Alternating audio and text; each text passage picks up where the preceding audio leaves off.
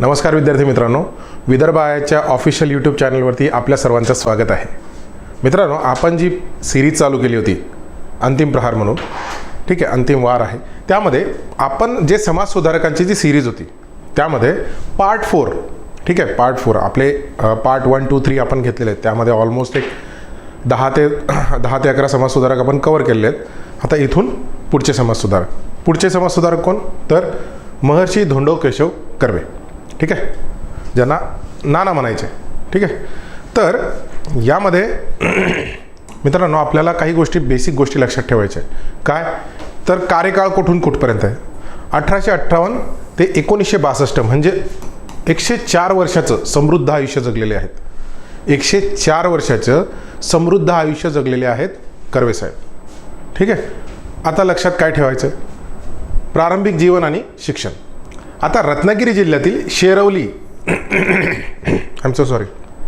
रत्नागिरी जिल्ह्यातील शेरवली आयोग काय करत आहे, आयोग एका ठिकाणी अशी समाजसुधारकाची नावं देत आहे आणि दुसऱ्या ठिकाणी जन्माचं स्थान, ठीक आहे, जन्मस्थान असं विचारत आहे. म्हणजे आयोगाचा एक पॅटर्न आहे, काय, समाजसुधारक आले की जन्मस्थान. म्हणून कर्वेंविषयी तुम्ही हे लक्षात ठेवा. काय, रत्नागिरी जिल्ह्यातील शेरवली या गावात त्यांचा एक मध्यमवर्गीय कुटुंबामध्ये जन्म झाला होता, ठीक आहे. त्यांच्या वडिलांचं नाव केशव बापूअण्णा कर्वे, जे की शेतकरी होते. आता मागं एक क्वेश्चन आला होता कंबाईनला की एल्फिस्टन फंडासाठी वैयक्तिकरित्या 25,000 रुपये कोणी दिले होते. तर एक विचार करा तुम्ही, कर्वे साहेब जॉब करायचे, ठीक आहे, फर्ग्युसन कॉलेजमध्ये जॉब करायचे. तर वैयक्तिकरित्या त्यावेळेस तेवढी अमाऊंट पॉसिबल होती का त्यांना? नक्कीच नाही, ठीक आहे. म्हणजेच कोण व्यक्ती असायला पाहिजे. त्यामध्ये तुम्ही पर्यायामध्ये जर गेले, म्हणजे तिथं नानाशंकर शेठ ऑलरेडी होतं, ठीक आहे. मग त्यांच्याकडे तेवढी संपत्ती होते, 25,000 तेवढी जड रक्कम नव्हती त्यावेळेस त्यांनी इझिली पे केले. But at the same moment तुम्हाला इतर जे समाजसुधारक आहेत त्यांच्याविषयी बॅकग्राऊंड माहीत असणं गरजेचं आहे. ओके, चला पुढे शिक्षण, ठीक आहे. शिक्षण कुठे झालं बघा. शिक्षण लहान वयातच त्यांनी गणितातील, आता हा शब्द लक्षात ठेवा, काय, गणित इम्पॉर्टंट आहे. हां, इम्पॉर्टंट का आहे हे पुढे सांगतो मी. गणितातील प्रावीण्य मिळवले. मॅट्रिक नंतर, त्यावेळेस 7वी मॅट्रिक होती, 7वी मॅट्रिक होती त्यावेळेस, 7वीला मॅट्रिक म्हणायचे. आपण जर तुम्ही आपल्या जुन्या लोकांना विचारलं, आपले आजी आजोबा यांना जर विचारलं की बाबा तो मॅट्रिक पास झाला आहे, तर तो 7वी पास झाला आहे, असं 10वी नाही, आता नंतर 10वी झालं, ठीक. मॅट्रिक नंतर मुंबईच्या एल्फिस्टन कॉलेजमधून गणितातील BA पदवी घेतली. कोणती पदवी घेतली? गणितामधील BA पदवी. आता तुम्ही एक गोष्ट लक्षात ठेवा, मुंबईमध्ये एल्फिस्टन कॉलेज 2 ते 3 कॉलेज हे आयोग विचारते. पहिलं एल्फिस्टन कॉलेजविषयी विचारणार, दुसरं डेक्कन कॉलेजविषयी विचारणार, ठीक आहे, डेक्कन कॉलेजविषयी विचारणार. तिसरं जर विचारलं तर फर्ग्युसन कॉलेज विचारणार. हे जे कॉलेजेस आहेत यांची स्थापना, यांच्यामध्ये कोणी शिक्षण घेतलं, काय घडामोडी आहे, कोण इथं शिक्षक होते, कोणते विषय शिकवायचे, याच्यावरती आयोग प्रश्न विचारत आहे. म्हणून आपल्याला एक बेसिक माहिती अशी असायलाच पाहिजे, ठीक आहे. चला, लग्न 14व्या वर्षात 8 वर्षीय राधाबाईशी झाले होते. बालविवाह होता त्यावेळेस तो. परंतु त्यानंतर ज्यावेळेस त्यांच्या पहिल्या पत्नीचा मृत्यू झाला त्यावेळेस त्यांनी आनंदीबाई, ज्यांना बाया कर्वे म्हणायचे, ठीक आहे, बाया कर्वे. आता तुम्हाला एक लक्षात, मी तुम्हाला सुरुवातीपासूनच सांगितलं आहे, आपल्या सुरुवातीच्या व्हिडिओमध्ये पार्ट 1, 2, 3 मध्ये मी मॅट्रिक्स कनेक्शन काय असते ते तुम्हाला शिकवलेलं आहे. ही कोण व्यक्ती, समकालीन समाजसुधारक एकमेकांना सहाय्य करतात आणि ते कसे करतात ते लक्षात ठेवा. बघा, आनंदीबाईशी पुनर्विवाह केला, जो त्या काळातील एक सामाजिक बंड होता, पुनर्विवाह केला होता, ठीक आहे. बाया कर्वे यांच्यावरती प्रश्न आलेला आहे. शारदा सदनमधील त्या विद्यार्थिनी होत्या. शारदा सदन कोणाचं, तर पंडिता रमाबाई यांचं. पुढे सामाजिक सुधारणा आणि कार्य. आता इथं लक्षात ठेवा, काय, विधवा पुनर्विवाह प्रचार. आता विधवा पुनर्विवाह प्रचार त्यांनी केला. 1893 मध्ये विधवा विवाह प्रतिबंध निवारक मंडळी निवारक मंडळी, ठीक आहे, विधवा विवाह प्रतिबंध निवारक मंडळी. आता ही मंडळी आहे, बरोबर. असंच काही 1866 मध्ये न्यायमूर्ती रानडे विधवा विवाहोत्तेजक मंडळ असं रानडे यांनी स्थापन केलं होतं. आता यामध्ये मंडळी आहे, एवढं लक्षात ठेवा, यामध्ये मंडळी, कर्वे यांनी जे स्थापन केलं यामध्ये मंडळी आहे आणि जे रानडे यांनी स्थापन केलं ते मंडळ आहे. म्हणजे कन्फ्युजन, आयोग जवळजवळच्या गोष्टीत येते. आयोग त्यासाठी तुमच्या, आपण म्हणतो ना, एक असं फसवण्याचा प्रयत्न करतो की 1 नंबरला जर कर्वेंविषयी विचारलं आहे तर 1 नंबरला हे देऊन टाकेल आणि 4 नंबरला मंडळी देणार, असा आयोग करते. म्हणजेच काय, जे नॉन सिरियस कॅन्डिडेट आहे त्यांना बाहेर काढायचं आहे, मग व्हायरस तर टाकावंच लागेल ना, आयोग तसं करते. ठीक आहे. आता त्याच्यातून त्यांनी काय केलं, विधवा स्त्रियांना सामाजिक न्याय देण्याचा प्रयत्न केला आहे. ठीक आहे. स्वतः त्यांनी विधवेशी विवाह केला. समाजात एक आदर्श निर्माण करण्यासाठी, आता जसं आपण म्हणतो, जे मी बोलतो ते मी करतो, जो मैं बोलता हूँ मैं करता हूँ. ठीक आहे. ते दाखवण्यासाठी की हा बाबा, इतरही काही असे समाजसुधारक आहेत ज्यांनी करणी आणि कथनीमध्ये थोडासा त्यांचा फरक होता, परंतु त्यांचं कार्य कमी नाही आहे. ठीक आहे. आता याच्यामुळे झालं काय, त्यांच्यावरती सामाजिक बहिष्कार टाकण्यात आला. त्या काळाचे जे व्यक्तिमत्व होते, आजूबाजूचा समाजच होता, त्यांनी असा विचार केला की हे योग्य नाही, म्हणून त्यांच्यावरती सामाजिक बहिष्काराची वेळ आली.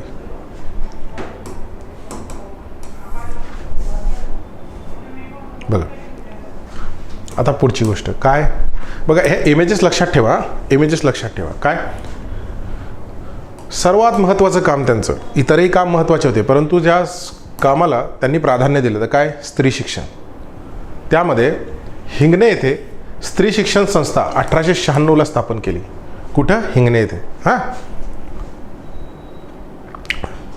विधवांसाठी निवारा आणि शिक्षणाची सोय उपलब्ध केली आहे या ठिकाणी. पहिली विद्यार्थिनी म्हणून कोण होत्या, पार्वतीबाई. हिंगणे स्त्री शिक्षण संस्था ही जी संस्था आहे यामध्ये पहिल्या विधवा विद्यार्थिनी कोण होत्या, त्या होत्या पार्वतीबाई आठवले. कारण आपला आयोग पहिल्या गोष्टी खूप विचारते आणि हे जी शिक्षण संस्था आहे ही 1896ला जी स्थापन झाली होती, काय आहे, ज्ञान, बल आणि सेवा. लक्षात ठेवा. इथं काय, शील परम भूषणम. जर ब्रीद वाक्य विचारलं तर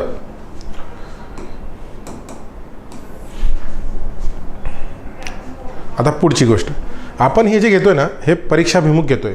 तुम्हाला इन डिटेल व्हिडिओ का नाही घेते, कारण आता आपली एक्झाम जवळ आली आहे. जेवढ्या शॉर्टमध्ये ह्या गोष्टी तुमच्या डोळ्यासमोरून जातील तेवढ्या रिकॉल होतील. बघा, महिला विद्यापीठ 1916ला. आता इथं लक्षात ठेवा की सिक्वेन्स असतो. महर्षी कर्वे यांनी 1 by 1 पहिले स्त्री शिक्षण संस्था, हिंगणे स्त्री शिक्षण संस्था, त्यानंतर विद्यापीठमध्ये सेवक समाज आणि इतर गोष्टी, म्हणजे याचा सिक्वेन्स विचारते आयोग. तर आपल्याला तो सिक्वेन्स पण लक्षात ठेवायचा आहे. काय आहे हे, 1916ला. काय, भारतातील पहिल्या गोष्टी भरपूर विचारते आयोग. पहिले महिला विद्यापीठ श्रीमती नाथीबाई दामोदर ठाकरसी SNTT विद्यापीठ स्थापन केले. यासाठी त्यांनी जगभरातून निधी संकलित केला. आता सुरुवातीला हे नाव नव्हतं. ठीक आहे. नंतर ठेवण्यात आलं. ठीक. सो स्थापना 1916. तुमच्यासाठी ही जी पिक्चराइज मेमरी ना ही गरजेची आहे. पिक्चराइज मेमरी गरजेची आहे, कारण एक वेळेस पिक्चर बघितलं की आपल्याला कळून जातं की नेमकं काय मी काय वाचलंय आज. चला, ठीक आहे. इतर संस्था आणि उपक्रम. आता अनाथ बालिकाश्रम 1896मध्ये त्यांनी स्थापन केलं होतं. याच्यावरती आयोगाने प्रश्न विचारलेला आहे. अनाथ बालिकाश्रम याच्यावरती आयोगाने ऑलरेडी प्रश्न का विचारला आहे तुम्ही समजून घ्या. त्या टायमाला जे फ्रेमिंग होती क्वेश्चनची, त्या फ्रेमिंगमध्ये एवढ्या जवळजवळचे पर्याय दिले होते की भरपूर विद्यार्थ्यांचा चुकला होता. तर अनाथ बालिकाश्रम, अनाथ मुलींसाठी संस्था सुरू करून त्यांनी शिक्षण आणि संरक्षण दिले. त्यांचा ऑल इन ऑल जो मोटो होता ना, तो महिला शिक्षण किंवा स्त्री शिक्षण, महिला शिक्षण किंवा स्त्री शिक्षण यांना शिक्षण मिळायलाच पाहिजे याच्यावर होता. ठीक आहे. त्यानंतर पुढं निष्काम कर्ममठ 1910. निष्काम कर्ममठ कशासाठी? सामाजिक कार्यकर्ते तयार करण्यासाठी ही संस्था स्थापन केली. आता ही संस्था स्थापन केली कारण की त्यांना कार्यकर्ते पाहिजे होते. का पाहिजे होते? कारण हा जो व्याप आहे, जी स्त्री शिक्षण संस्था आपण चालवतो, अनाथ बालिकाश्रम चालवतो, यासाठी काही ना काही कार्यकर्ते लागतीलच. ठीक आहे, मनुष्यबळ लागणार. मग मनुष्यबळ जर पाहिजे तर आपल्याला असे व्यक्ती पाहिजेत जे निस्वार्थ सेवा देऊ शकतात. निस्वार्थ सेवा देऊ शकतात असे व्यक्तिमत्व जर उभारायचे तर आपल्याला काय उभारावं लागेल? एखादी संस्था. मग ती संस्था कोणती त्यांनी उभारली? निष्काम कर्ममठ. कधी? 1910 मध्ये. संकल्पना काय होती? निस्वार्थ सेवा हा मूलभूत विचार घेऊन युवक व युवतींना सामाजिक कार्यासाठी प्रेरणा देणे किंवा प्रेरित करणे. म्हणजे तुम्ही जर तुमच्या आतमध्ये जर इच्छा आहे समाजकार्य करण्याची तर आमच्याशी जुळा. चला. समता संघ 1944ला काय स्थापन केलं होतं? समता संघ. जातीय भेदभाव आणि अस्पृश्यतेविरुद्ध लढा देण्यासाठी स्थापना करण्यात आली होती. समता संघ याच्यामध्ये त्यांनी एक मासिक चालू केलं होतं, मानवी समता नावाचं. मानवी समता हे मासिक त्यांनी चालू केलं होतं. नेक्स्ट बघा, वैयक्तिक जीवन, आर्थिक अडचणी. आता त्यांनी ज्या ज्या संस्था स्थापन केल्या त्या आपण बघितल्या, कोणत्या, कुठे, कशा, कोणत्या वर्षी स्थापन केल्या, त्याचं कारण काय होतं, हेतू काय होता. आता थोडंसं वैयक्तिक आयुष्याविषयी. आर्थिक अडचण होती. संस्था चालवण्यासाठी त्यांनी स्वतःचे पगार आणि दानावर अवलंबून राहिले. ठीक आहे. फर्ग्युसन कॉलेजमधले नोकरी सोडून संपूर्ण वेळ सामाजिक कार्यात झोकून दिलं. अरे हे म्हणजे फर्ग्युसन कॉलेजमध्ये पण होते, है ना. मग फर्ग्युसन कॉलेजमध्ये असताना यांनी कोणता तरी विषय शिकवला असेल. मग कोणता विषय शिकवला असेल? मी काय सांगितलं होतं सुरुवातीला की यांनी डिग्री जी घेतली आहे ती कशातून घेतली आहे? सरन मॅम, गणित. ज्या विषयात ते एक्सपर्ट आहेत, ज्या विषयाचे ते एक्सपर्ट आहेत, तो विषय कोणता? गणित. बरं, मग यांच्या अगोदर असे कोणते व्यक्तिमत्व होते का? आता हा जो प्रश्न आहे ना की महर्षी कर्वे फर्ग्युसन कॉलेजमध्ये कोणता विषय शिकवत होते, हा PYQ. ठीक आहे, हा PYQ. आयोगाने ॲटलिस्ट 2 ते 3 वेळेस, 3-4 वेळेस तर झाला आहे आयोगाचा विचारून, आणि पुन्हा रिपीट होऊ शकतो, सांगता येत नाही. कारण की समाज सुधारकांमध्ये आता एवढं डिटेल्स काही जाण्यासारखं पण नाही, कारण गेले तरी तर पर्याय एलिमेंट होतात, परंतु त्यासाठी आपले PYQ क्लिअर पाहिजे. म्हणून आपला एक बुक आहे PYQ क्रक्स म्हणून. याच्यामध्ये काय माहीत आहे का? याच्यामध्ये MPSCचे जे झालेले पेपर आहेत ना, 2011 पासून ते 25 पर्यंत, 2011 पासून ते 25 पर्यंत, याच्यामध्ये बघा तुम्ही 10 वेगवेगळ्या टाईपचे एक्झाम्स आहेत. जसं महाराष्ट्र राजपत्रित पूर्व सेवा, महाराष्ट्र राजपत्रित मुख्य सेवा, गट ब, गट क, तांत्रिक, वन सेवा, उद्योग, ॲग्री, ह्या सर्वचे पूर्व आणि मुख्यचे ह्या सब्जेक्टचे, म्हणजे कसं महाराष्ट्र, भूगोल, इतिहास, पंचायत राज, राज्यघटना, अर्थशास्त्र, जीवशास्त्र, ह्या सर्व विषयाचे PYQ दिलेत 1 लाईनरमध्ये, एका लाईनमध्ये. म्हणजे तुम्हाला जर रिव्हिजन करायचं म्हटलं तर हार्डली तुम्हाला 2 दिवस लागतील. खूप झालं 2 दिवस. PYQचं पूर्ण रिव्हिजन, जेवढं तुम्ही मोठे ठोकळे घेऊन बसतात ना ते संपायला तुम्हाला खूप वेळ जाईल. परंतु हे जर घेतलं ऑल इन ऑल 2 दिवसात विषय खलास. ठीक आहे. म्हणून 2021 पासून ते 25 पर्यंतचे याच्यामध्ये प्रश्न दिलेले आहेत. कोणतं पुस्तक? PYQ crux. ठीक आहे, PYQ क्रक्स म्हणून आपलं पुस्तक आहे. बरं, आता इथं कर्वे साहेब गणित शिकवायचे. Just a second. हां, कर्वे साहेब गणित शिकवायचे. मग जर मी असं म्हटलं गणित जर कर्वे सर शिकवायला लागले, इथं म्हणतायत की कर्वे साहेबांनी सोडलं. मग त्यांच्या जागी कोण आलं? त्यांच्या जागी आले गोपाळकृष्ण गोखले साहेब आले. मग कर्वे साहेबांनी जॉईन केलं असेल त्याच्या अगोदर पण कोण असेल ना फर्ग्युसन कॉलेजमध्ये. मग कोण होते त्यावेळेस? होते लोकमान्य टिळक. त्यावेळेस होते लोकमान्य टिळक.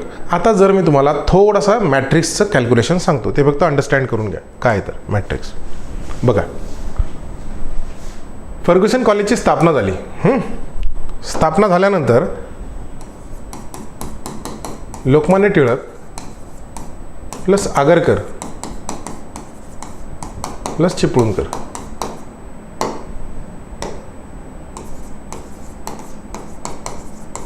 अशा 3 व्यक्तिमत्वांनी फर्ग्युसन कॉलेजची स्थापना केली डेक्कन एज्युकेशन सोसायटीच्या अंतर्गत.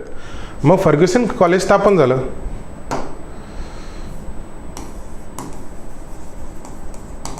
फर्ग्युसन कॉलेज स्थापन झालं ना, त्यामध्ये लोकमान्य टिळक सब्जेक्ट घेत होते गणित आणि संस्कृत. ठीक आहे. आता ह्या विषयाविषयी आपण बोलतोय. ज्यावेळेस आगरकर साहेबांमध्ये आणि लोकमान्य टिळक साहेबांमध्ये यांच्यामध्ये राजकीय सुधारणा का सामाजिक सुधारणा याच्यावरनं ज्यावेळेस मतभिन्नता झाली, तर आगरकरांनी केसरीचा राजीनामा दिला, केसरी या वृत्तपत्राचा राजीनामा दिला आणि स्वतःचं काय चालू केलं, सुधारक. ठीक आहे, सुधारक चालू केलं. बरोबर. केसरी हे मराठीमधून होतं, केसरी मराठीमध्ये होतं. सुधारक चालू केलं. आणि फर्ग्युसन कॉलेजमधून कोणी राजीनामा दिला, फर्ग्युसन कॉलेजमधून राजीनामा दिला लोकमान्य टिळकांनी. मग इथं लोकमान्य टिळकांची जागा भरून काढण्यासाठी कोण पाहिजे, एक व्यक्ती जे गणित शिकवतील. मग ते कोण शिकवत होते, ते शिकवत होते कर्वे साहेब. बरोबर. आणि इथं जे केसरीमध्ये आगरकर साहेबांनी जो राजीनामा दिला होता, मग त्यांनी सुधारक काढलं. आणि त्यांना मग जर इंग्लिशमध्ये लिहायला पाहिजे तर कोणाला रिक्रूट केलं किंवा कोण आलं, तिथं आलं गोपाळकृष्ण गोखले. तुम्ही मॅट्रिक्स समजताय, याला म्हणतात मॅट्रिक्स. एकमेकांचं सहाय्य करतायत, एकमेकांना सहाय्य करतायत. मग झालं असं की इथून कर्वे साहेबांनी राजीनामा दिला, मग कोण आले, मग आले गोपाळकृष्ण गोखले फर्ग्युसन कॉलेजमध्ये. मग कोण, त्यानंतर फर्ग्युसन कॉलेजमध्ये आले गोपाळकृष्ण गोखले यांच्या जागी. असा हा सिक्वेन्स आहे. आता मला वाटतं तुम्हाला कधीच विसरणार नाही तुम्ही, अशा पद्धतीने झालं आहे. ठीक आहे. चला.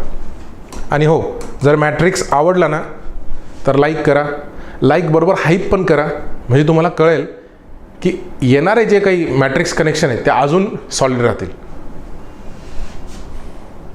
चला पुढचं काय, वैश्विक प्रवास. आता यांनी प्रवासही केलेला आहे. कुठे केला आहे, युरोपमध्ये, अमेरिकामध्ये आणि जपानमध्ये. आता अमेरिकामध्ये कोणाला भेटले ते, ॲल्बर्ट आइन्स्टाईन यांच्याशी भेट झालेली आहे महर्षी कर्वे यांची. ठीक आहे. जपानमध्ये या सर्व ठिकाणी जाण्याचा हेतू काय, महिला शिक्षणाचा प्रसार केला आहे.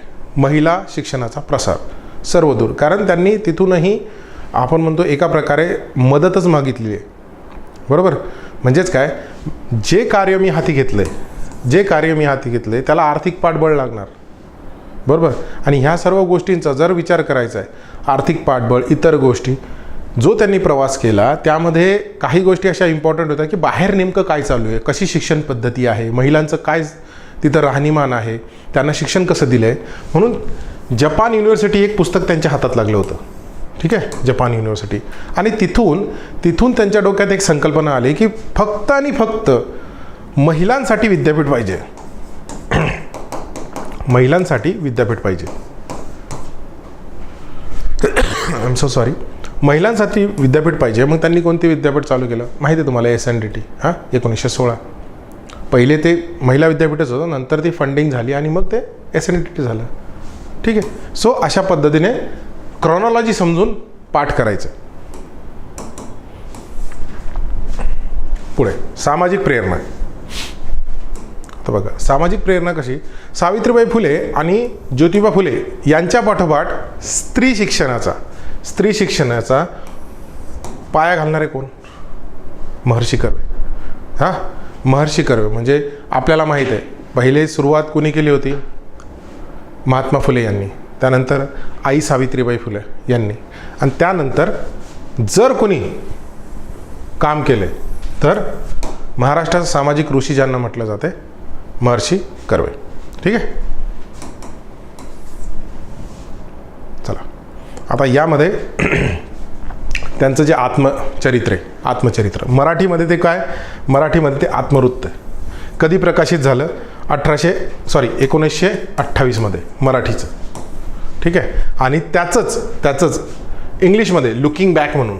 ठीक आहे, लुकिंग बॅक हे कधी प्रकाशित झालं, 1936 मध्ये. ठीक आहे. हे मराठी आहे, हे इंग्लिश आहे. लक्षात ठेवा, मराठीमध्ये आत्मवृत्त आणि इंग्लिशमध्ये लुकिंग बॅक, ह्या दोन्ही गोष्टी माहिती असणं गरजेचं आहे. आयोग पुन्हा पुन्हा विचारते.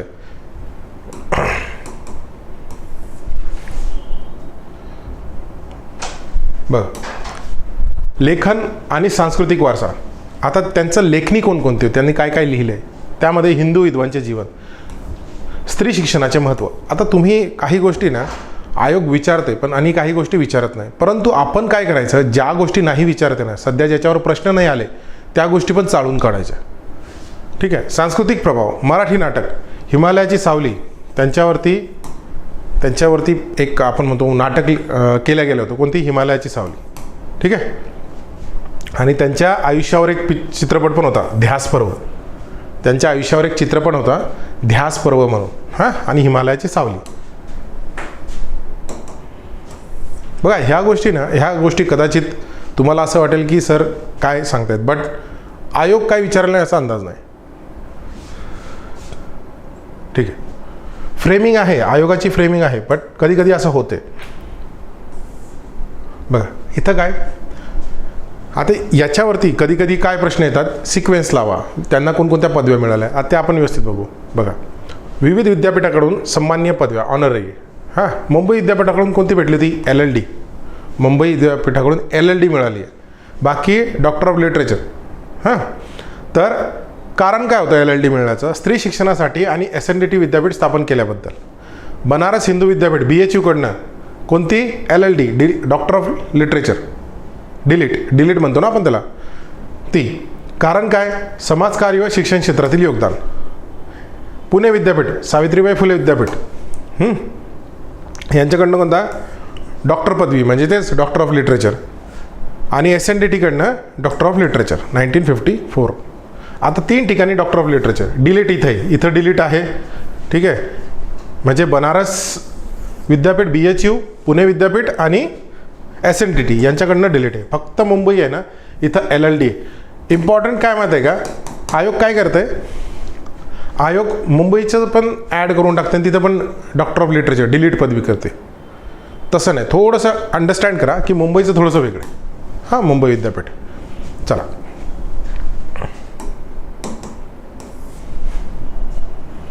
आता ऑक्सफर्ड विद्यापीठ, मानद पदवी. ऑक्सफर्ड विद्यापीठाची पण मानद पदवी त्यांना भेटलेली आहे. ठीक आहे. पुरस्कार, आता महाराष्ट्रातील पहिले भारतरत्न प्राप्त. हां, कोण, महर्षी कर्वे. कधी मिळाला होता, 1958 100व्या वाढदिवशी त्यांना सर्वोच्च नागरी सन्मान. आता त्यावेळेचे जे महामहिम राष्ट्रपती होते डॉक्टर राजेंद्र प्रसाद, यांचा फोटो आणि कर्वे साहेब. ठीक आहे. चला, त्यांना पद्मविभूषण पण भेटलेलं आहे 1955. बघा, भरपूर पुस्तकामध्ये पद्मभूषण दिलं आहे, पण नाही, पद्मविभूषण आहे. ठीक आहे, 1955.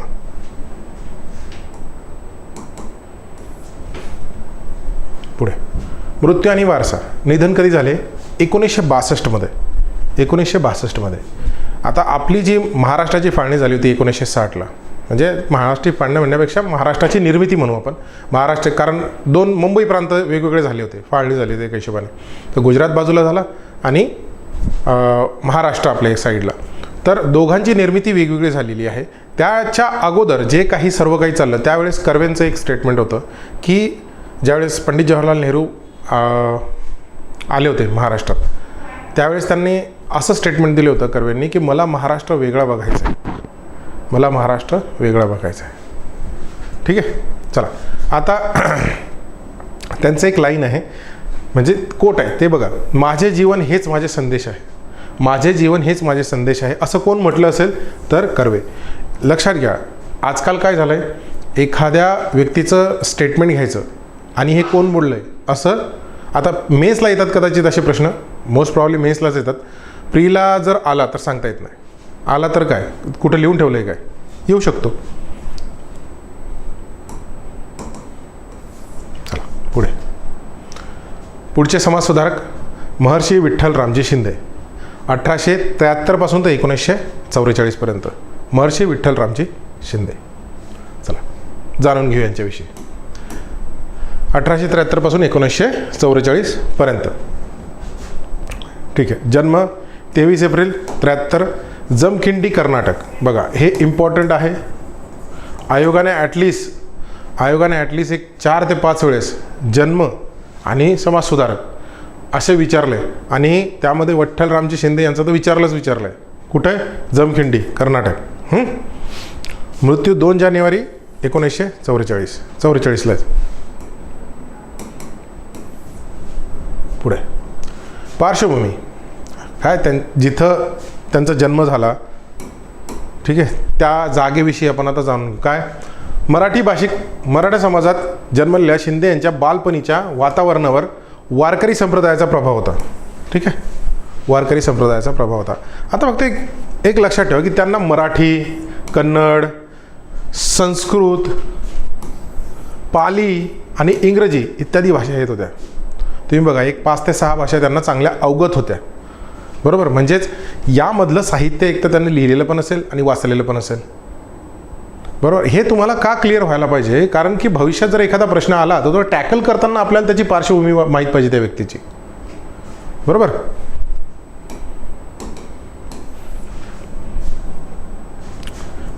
शिक्षण आणि आंतरराष्ट्रीय अभ्यास. शिक्षण पुण्याच्या फर्ग्युसन कॉलेजमधून BA.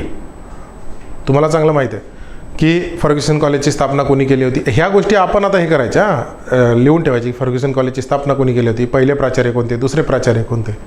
ठीक आहे. आणि LLBच्या पहिल्या वर्षाचा अभ्यास म्हणजे लॉची डिग्री घेण्याचा त्यांचा प्रयत्न होता. पहिल्याच वर्षाचा अभ्यास केला. त्यानंतर विलायत येथील अभ्यास. 1901 मध्ये बघा, 1901 मध्ये इंग्लंडला मँचेस्टर कॉलेजमध्ये तुलनात्मक धर्म, बौद्ध धर्म आणि समाजशास्त्राचा अभ्यास केला आहे. समाजशास्त्राचा, सोशलॉजी, त्याचा अभ्यास केलेला आहे. आता एक मला सांगा, बौद्ध धर्म मोस्ट प्रॉब्ली जे लिटरेचर आहे बौद्ध धर्माचं ते कशामध्ये होतं? ते होतं पाली भाषेमध्ये. मग पाली भाषा अवगत असेलच त्यांना, नो डाऊट. बरोबर, अशा पद्धतीने प्रश्न बघायचा. ठीक आहे. चला, आता यासाठी त्यांनी कोणाची ना कोणाची मदत घेतलीच आहे. मग जे बडोदाचे जे महाराज होते सयाजीराव गायकवाड यांनी त्यांना आर्थिक मदत केली होती. कुठं? मँचेस्टरला जाण्यासाठी, इंग्लंडमध्ये जाण्यासाठी, अभ्यासासाठी. ठीक आहे, मदत केली होती. पुढं समाजसुधारकीय कार्य म्हणजे समाजसुधारणेचं जे कार्य होतं त्यामध्ये कोणकोणत्या गोष्टीला त्यांनी हात घातलेला आहे. काय? अस्पृश्यतेविरुद्ध चळवळ. 1906 मध्ये त्यांनी काय चालू केलं? Depress classes mission. आता हे चालू करण्यामागचा हेतू काय, तर अस्पृश्य समाजामध्ये शिक्षणाचा प्रसार करायचा, नोकऱ्यांची मिळकत म्हणजे यांना गव्हर्नमेंटमध्ये नोकऱ्या मिळवून द्यायच्या आणि सामाजिक समस्यांचे निराकरण हे करणं होतं. मी तुम्हाला पहिले सांगितलं आहे, एक समाजसुधारक काय करतो, जर त्याला त्यांच्या विचारांचा जर प्रसार करायचा आहे तर एखादी संस्था स्थापल्यात जाईल. ठीक आहे, ऑलमोस्ट असंच झालेलं आहे इतिहासात की संस्था स्थापली जाते, त्यानंतर एक वर्तमानपत्र येते, ते मासिक येते किंवा नियतकालिक येते, त्याच्यातून त्यांच्या विचारांचा प्रसार होतो, त्यांच्या समस्या इंग्रजांसमोर मांडल्या जातात. हे सर्व समाजसुधारकांनी केलेलं आहे. ठीक आहे. अनिष्ट प्रथांवरती त्यांचा कळाळून प्रहार राहायचा. म्हणून तुम्हाला अभ्यास कसा करायचा हे सांगतोय. यामध्ये जो क्रक्स आहे तो काढायचा आहे आपल्याला. बरोबर. बघा आता काय, रात्रशाळा, वसतिगृहे, आरोग्यसेवा यांच्यासारख्या उपक्रमांमध्ये दलित समुदायाच्या उत्थानासाठी कार्य केले होते. कशासाठी? रात्रशाळा. आता बघा, रात्रशाळा का? कारण दिवसा काही काम करतात लोक, रात्रशाळा पाहिजेच, कारण शिक्षण गरजेचं आहे. 1917 मध्ये अखिल भारतीय अस्पृश्यता निवारक संघ स्थापन केला. 1917 मध्ये. आता तुमच्यासाठी एक प्रश्न आहे माझा, 1917ला काँग्रेसचं अधिवेशन कुठे झालं होतं आणि अध्यक्ष कोण होतं? काँग्रेसचं अधिवेशन कुठे झालं होतं आणि त्याचे अध्यक्ष कोण होते? कारण त्याच अधिवेशनामध्ये एक ठराव पारित करण्यात आला होता, अस्पृश्यता विरोधी ठराव. तो ठराव पास करून घेण्यामध्ये शिंदे यांचं खूप महत्त्व आहे. ठीक आहे, चला.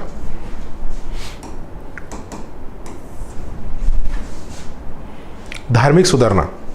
आता आपल्याला आयोगाने एक प्रश्न विचारला होता जस्ट काही दिवसापूर्वीच, मागच्या 1-2 एक्झाममध्ये झालेला आहे, की इथं दिलं होतं विठ्ठलरामजी शिंदे दिले होते.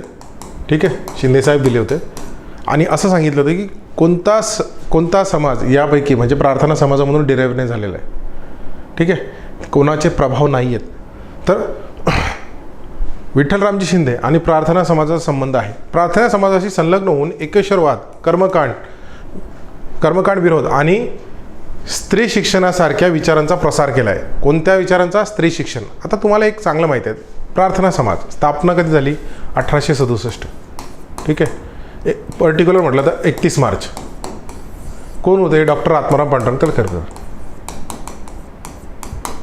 यांनी स्थापन केला होता. कुठे केला होता? मुंबईला केला होता. आता ह्या गोष्टी तुम्हाला माहीत आहे. आता एक समकालीन समाजसुधारक एकत्र आले, त्यांनी समाज स्थापन केला. त्यांचं एक वृत्तपत्र पण आहे प्रार्थना, काय? सुबोध पत्रिका. बरोबर.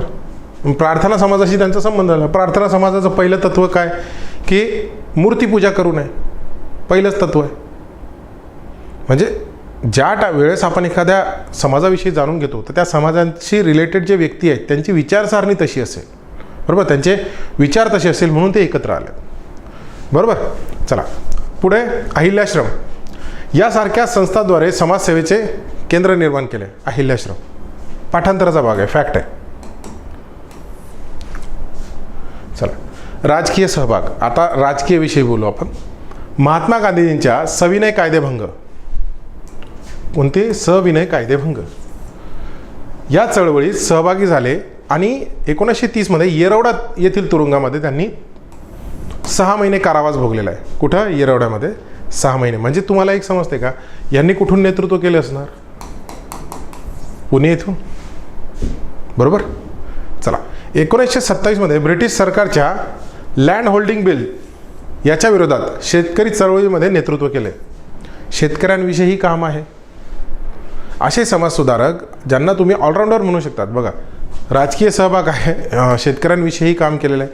म्हणून मी तुम्हाला नेहमी म्हणतो, जो व्यक्ती समाजकारणात आला इनडायरेक्टली तो व्यक्ती राजकारणात आला. एका नाण्याच्या 2 बाजू आहेत. बरोबर, समाजकारण आणि राजकारण एका नाण्याच्या 2 बाजू आहेत. ह्या फक्त समजून घ्या.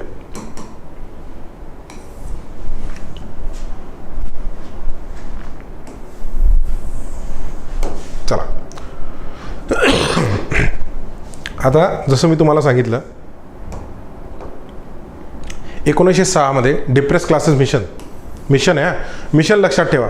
तुम्ही मागच्या आयोगाचे जर प्रश्न बघितले तर एखादा प्रश्नाचं उत्तर, आता तुम्हाला व्यवस्थित सांगतो, एखाद्या प्रश्नाचं उत्तर जर विठ्ठलरामजी शिंदे आहेत तर त्या पर्यायामध्ये डॉक्टर बाबासाहेब आंबेडकर असणार. आणि एखाद्या ठिकाणी जर डॉक्टर बाबासाहेब आंबेडकर उत्तर आहे तर त्या ठिकाणी महर्षी विठ्ठलरामजी शिंदे हे पर्यायामध्ये असणार. तर आयोग ज्यावेळेस तुम्ही तुमच्याकडे नोट्स असतील, स्वतःच्या नोट्स असतील, काय असतील, तर त्या टायमाला तुम्ही एका साईडला बाबासाहेबांची माहिती द्या आणि दुसऱ्या साईडला विठ्ठलरामजी शिंदे यांची माहिती लिहा. कम्पॅरेटिव्हली अभ्यास करा. कम्पॅरेटिव्हली, कारण काय होते, कन्फ्युजन नाही होणार मग त्याच्याने. कारण आयोगाची तोच ट्रॅप आहे की 2 लोकांमध्ये कन्फ्युजन तयार करायचं. ठीक आहे, चला. डिप्रेस क्लासेस मिशन स्थापन केले, ज्याद्वारे दलित समुदायासाठी शिक्षण, आरोग्य सेवा आणि रोजगाराच्या संधी उपलब्ध करून दिल्या. हा आपण बघितलं. 1907 मध्ये सोमवंशी मित्र समाजची स्थापना करून देवदासी प्रथा आणि जी मुरळी प्रथा होती याच्या विरोधात त्यांनी प्रखर विरोध केला. देवदासी प्रथा आणि मुरळी प्रथा. ठीक आहे, आपण म्हणतो ना ते लेकरू देवाला सोडले, तशी प्रथा होती. 1917 मध्ये भारतीय राष्ट्रीय काँग्रेसच्या 1917 जे कलकत्त्याला झालं होतं, जसं मी तुम्हाला विचारलं, भारतीय राष्ट्रीय काँग्रेसच्या अधिवेशनामध्ये त्यांनी अस्पृश्यतेविरोधी एक ठराव होता तो मंजूर करून घेतला आहे. अस्पृश्यता पाळणं बंदी असा एक ठराव होता तो मंजूर करून घेतला 1917. ते अधिवेशन कुठे झालं होतं आणि त्याचे अध्यक्ष कोण होते हे मला कमेंट्समध्ये सांगा.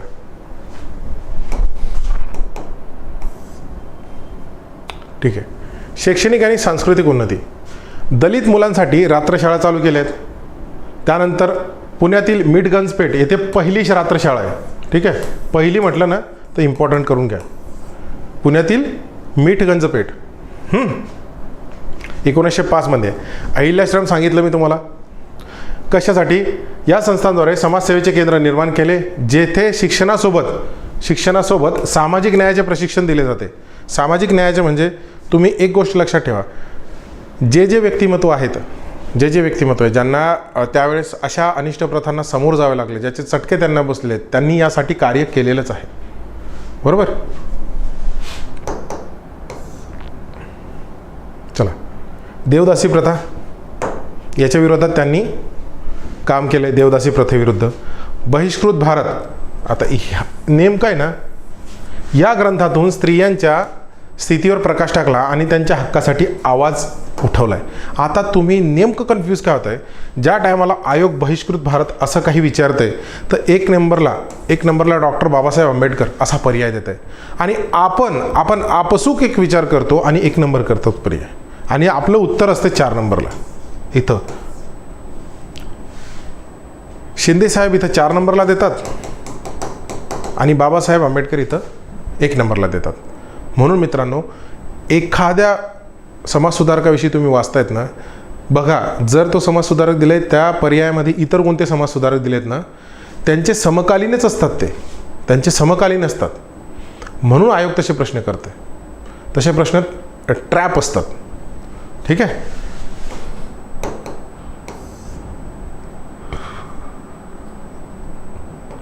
चला, धार्मिक सुधारणा. प्रार्थना समाजाशी जोडून धर्माविषयी त्यांनी भरपूर सुधारणा केलेल्या आहेत. ठीक आहे. अनिष्ट प्रथांवरती, जसं मी आता तुम्हाला सांगितलं देवदासी वगैरे त्या प्रथांवरती.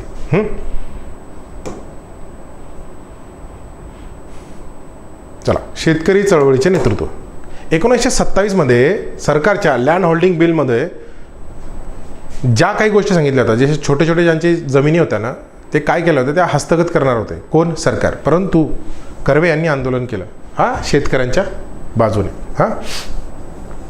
पुणे येथे त्यासाठी त्यांनी काय केलं, पुण्यामध्ये प्रांतिक परिषदेचे आयोजन करून हजारो शेतकऱ्यांना एकत्र केले होते ह्या आंदोलनासाठी. कुठं परिषद आयोजित केली होती? पुण्यामध्ये. कुठं? पुण्यामध्ये.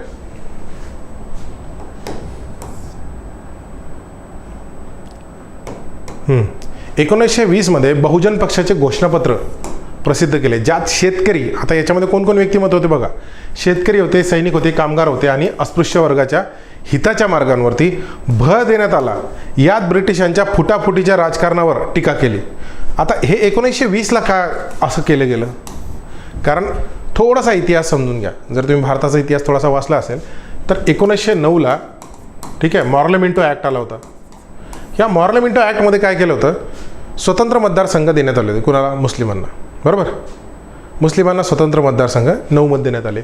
आता याचंच एक्सटेन्शन 1919 काय झालं, मॉन्टफोर्ट सुधारणा आल्या. मॉन्टेगी चेम्सफोर्ड ह्या सुधारणा आल्या. याच्यामध्ये यांनी म्हणजे अगोदर जे दिले होतं तेच प्लस यामध्ये शीख कम्युनिटी प्लस अँग्लो इंडियन हे पण ॲड करून टाकलं. म्हणजे काय केलं, फुटाफूट चालू करून टाकली. आणि हे त्यावेळेचे साहजिकच आहे, त्यांना समाजकारण राजकारण जसं मी म्हटलं त्यांना कळत होतं की नेमकं काय चालू आहे. मग हे का करतायत, हे फुटाफूट करतायत, हे आपल्यालाच फोडतायत, आपल्यालाच फोडतायत. मग त्याच्यावरती टीका त्यांनी काय केली की तुम्ही जे काही करताय ना ते चुकीचं आहे. हे असं फुटाफुटीचं राजकारण आमच्यासमोर नका करू, आम्हालाच आमच्यामधून नका फोडू. आणि हे सर्व का झालं होतं 9/19 हे का केलं होतं यांनी?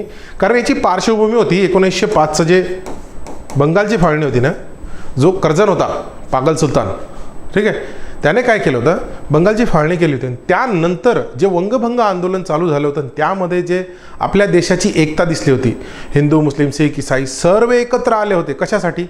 त्यावेळेस ती भावना जागृत झाली होती की हा देश आमचा आहे. परंतु इंग्रजांनी दुसरं कार्ड केलं, काय? फुटाफुटीचं राजकारण. पण त्यांनी ते चालू केलं होतं.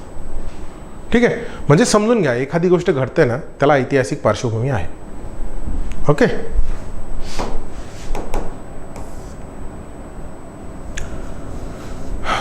बघा 1919मध्ये आता राजकीय प्रतिनिधित्व 1919 तुम्हाला आत्ता सांगितलं मॉन्टफोर्ट सुधारणा. साऊथबोरो फ्रँचायझी कमिटीच्या समोर साक्ष देताना दलितांसाठी स्वतंत्र राजकीय प्रतिनिधित्वाची मागणी केली, परंतु डॉक्टर बाबासाहेब आंबेडकरांसारख्या नेत्यांची अस्पृश्यतासारख्या स्वतंत्र मतदारसंघाच्या मागणीवर मतभेद होते. म्हणजे शिंदेंचं काय म्हणणं होतं की तुम्ही स्वतंत्र मतदारसंघ नका घेऊ, परंतु आपला एकत्रच एक ठेवा आणि त्यामध्ये तुम्ही आरक्षण घ्या. परंतु बाबासाहेबांचं म्हणणं तसं नव्हतं, कारण की बाबासाहेबांचं जे विजन होतं ते वेगळं होतं आणि शिंदेंचं जे विजन होतं ते वेगळं होतं. ठीक आहे. म्हणून यांच्यामध्ये मतभेद होते. काय मनभेद नाही, मतभेद होते.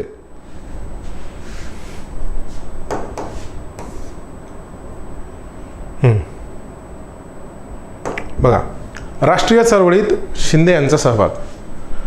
1918 ते 20 दरम्यान अखिल भारतीय अस्पृश्यता निवारक परिषदा आयोजित केल्या. अखिल भारतीय अस्पृश्यता निवारक परिषदा आयोजित केल्या, ज्यात महात्मा गांधी आणि सयाजीराव गायकवाड जे 18ची झाली होती मुंबईमध्ये, तिथं पहिले जे होते ते अध्यक्ष सयाजीराव गायकवाड होते. आता तुम्ही एक गोष्ट लक्षात ठेवा, मँचेस्टरला जाण्यासाठी महर्षी शिंदे यांना सयाजीराव गायकवाड यांनीच मदत केली होती, बरोबर. आता इथं त्यांना अध्यक्ष म्हणून म्हणजे एकमेकांचं सहकार्य चालू आहे.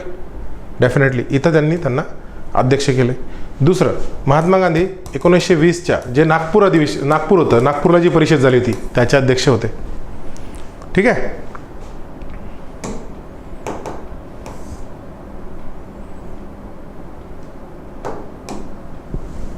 बघा साहित्यिक योगदान. आता अजून एक गोष्ट, जसं मी बहिष्कृत भारत बोललो होतो ना, आता अजून एक गोष्ट, भारतीय अस्पृश्यतेचा प्रश्न 1933 या ग्रंथात त्यांनी जाती व्यवस्थेच्या ऐतिहासिक मुळांवर प्रहार केला होता. आता मला सांगा, ते मँचेस्टरला का गेले होते? बौद्ध धर्माचा अभ्यास करण्यासाठी, धार्मिक गोष्टीचा अभ्यास करण्यासाठी, धर्माचा अभ्यास करण्यासाठी, बरोबर. म्हणजे त्यांना धर्माचं चांगलं ज्ञान होतं. ठीक आहे. त्या गोष्टींमध्ये ते निपुण होतं. मग त्या गोष्टीवर बोलण्याचा अधिकारही त्यांना आहे. त्यांनी काय केलं, भारतीय अस्पृश्यतेचा प्रश्न या ग्रंथात त्यांच्या जाती व्यवस्थेच्या ऐतिहासिक मुळांवर प्रहार केला आणि समाजशास्त्रीय दृष्टिकोनातून त्यांचे विश्लेषण केले. आता समाजशास्त्रीय का? कारण समाजशास्त्राविषयी पण त्यांचा अभ्यास होता, समाजशास्त्रामध्ये पण त्यांचा अभ्यास होता, बरोबर. आता लेट्स सपोज एक व्यक्ती ज्याने MPSC कधी केलीच नाही आणि तो येऊन जर तुम्हाला शिकवतो, तो काहीही शिकवल, तुम्हाला पटणार आहे का? ते नाही पडणार. कारण काय? कारण की त्या व्यक्तीने कधी MPSC केलीच नाही आहे, तो काय शिकवणार तुम्हाला? म्हणून ज्या व्यक्तीने त्या विषयाचा अभ्यास केला आहे तोच व्यक्ती बाबी मांडू शकतो. तेच करतात. धर्म आणि समाजसेवेचे अविभाज्य संबंध. युनिटेरियन धर्माच्या तत्वाप्रमाणे समाजसेवा ही धार्मिक कर्तव्याचाच भाग आहे अशी त्यांची भूमिका होती. धार्मिक कर्तव्याचा भाग काय? तर समाजसेवा.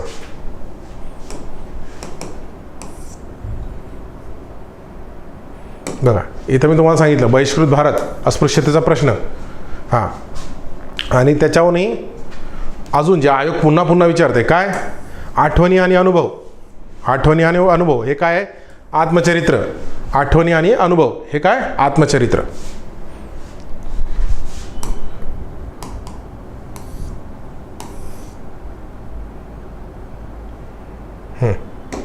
पुढे साहित्य संमेलन 1934 मध्ये बडोदा येथील मराठी साहित्य संमेलनाचे अध्यक्षपद होते त्यांच्याकडे.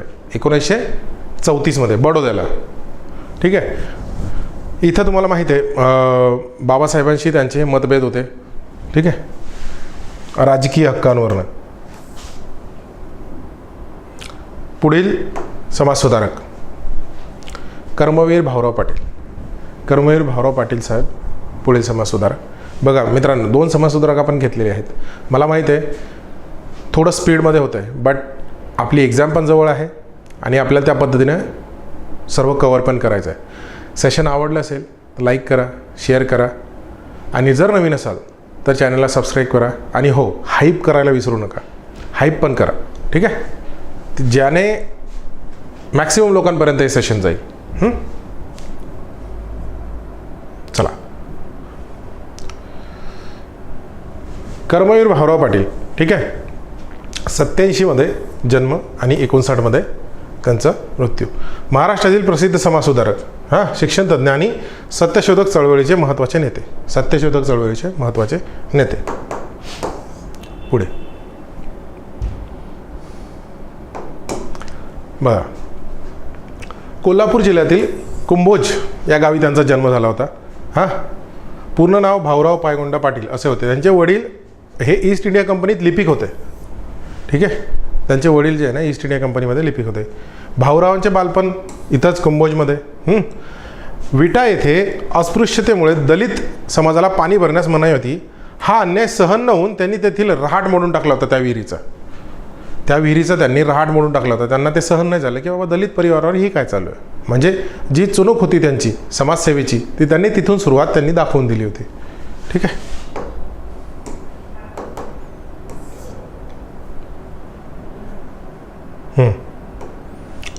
शिक्षण आणि तरुणाई. प्राथमिक शिक्षण कुंभोज, दहिवडी आणि विटा येथे झाले. 1902 मध्ये त्यांनी कोल्हापूरच्या राजाराम हायस्कूलमध्ये शिक्षण घेतले होते. कुठं?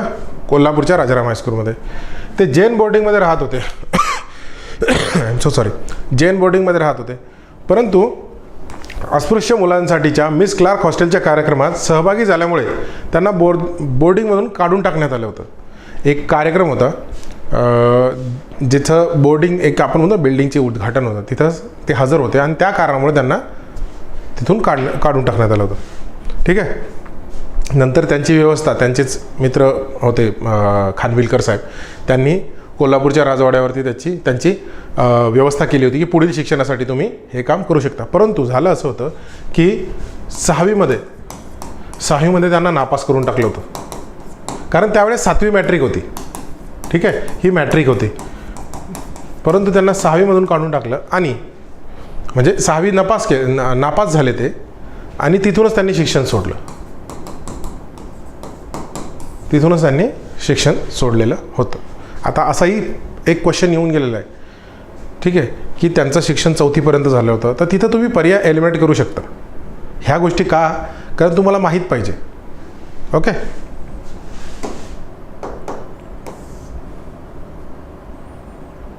चला, विवाह.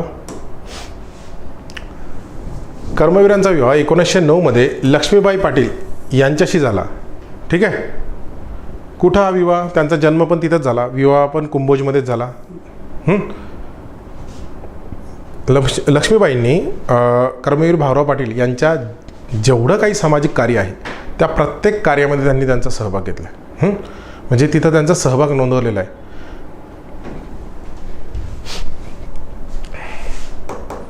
चला पुढे बघा. कर्मवीरांनी 6वी उत्तीर्ण केली नाही म्हणून त्यांनी मॅट्रिकची परीक्षा देता आली नाही म्हणून त्यांनी मुंबईत त्यांनी शिक्षण सोडलं. पुढे मुंबईमध्ये मोती पारखण्याचे काम केले पण तिथं रस नाही आला, ते सोडलं. त्यानंतर कोल्हापुरात आले. कोल्हापुरात एका डांबर प्रकरणामध्ये त्यांना कारावास भोगावा लागला. त्यानंतर ते किर्लोस्कर ब्रदर्स आहे ना, किर्लोस्कर ब्रदर्स इथेही काम करत होते पण तिथेही त्यांचा रस नाही, तिथेही त्यांनी सोडून दिलं होतं कारण की त्यांचा रस समाजसेवेकडे होता. ठीक आहे. सामाजिक कार्याची सुरुवात. 1909 मध्ये भाऊरावांनी दूधगाव येथे ग्रामस्थांच्या मदतीने दूधगाव विद्यार्थी आश्रम सुरू केला. दूधगाव विद्यार्थी आश्रम सुरू केला. 1919 त्यांनी साताऱ्याजवळील काले या गावी रयत शिक्षण संस्थेची स्थापना केली. आता रयत शिक्षण संस्थेची स्थापना कोणत्या मुहूर्तावर झाली होती हे मला कमेंट्समध्ये सांगा तुम्ही, कारण आयोगाने हे विचारलेलं आहे. ठीक आहे, PYQ आहे हा. आयोगाने विचारलं आहे, मला सांगा कोणत्या सणावरती झाली होती. त्यांच्या कमवा आणि शिका हे जे ब्रीद वाक्य होतं. ठीक आहे, कारण हे स्वावलंबी बनवणारं वाक्य होतं. कमवा आणि शिका because you are eligible to earn. तुम्ही कमवूही शकता आणि शिकूही शकता. It's up to you. Okay. तर ह्या तत्वामुळे गरीब मुलांना शिक्षणाची संधी मिळाली. ओके. चला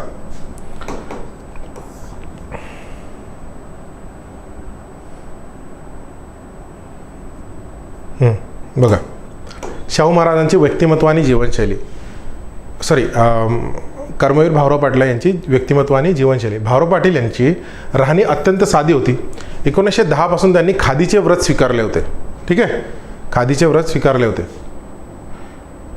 भव्य देहयष्टी 20. हां. पांढरी दाढी, हातात काठी, खांद्यावर घोंगडी असा त्यांचा पोशाख होता. ठीक आहे. त्यांच्या वक्तृत्व गुणांमुळे ते सर्वांचे लक्ष वेधून घेत. महात्मा फुले आणि शाहू महाराज यांच्या विचारांचा त्यांच्यावर खोलवर प्रभाव होता. मी तुम्हाला सुरुवातीला काय सांगितलं, सत्यशोधक समाजाचे नेते.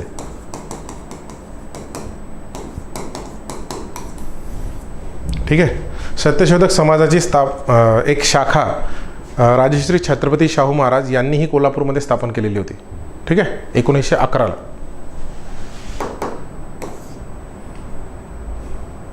चला, आता त्यांच्या व्यक्तिमत्वाची काही वैशिष्ट्ये आहेत. काय? अत्यंत अनुशासित, स्पष्ट वक्ते, कष्टाळू, सरळ म्हणजे एकदम सिंपल आणि संवेदनशील. प्रत्येक गोष्टीला अंडरस्टँड करणं हा त्यांचा गुणधर्म होता. ठीक आहे.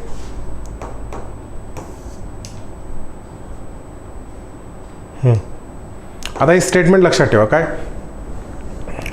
की शिक्षण ही एकमेव अशी गोष्ट आहे जी माणसाला गुलामगिरीतून मुक्त करू शकते. असं कोण म्हटलंय? कर्मवीर म्हटलेले आहेत. शिक्षणानेच माणूस स्वाभिमानाने जगू शकतो. हे स्टेटमेंट लक्षात ठेवा. हां.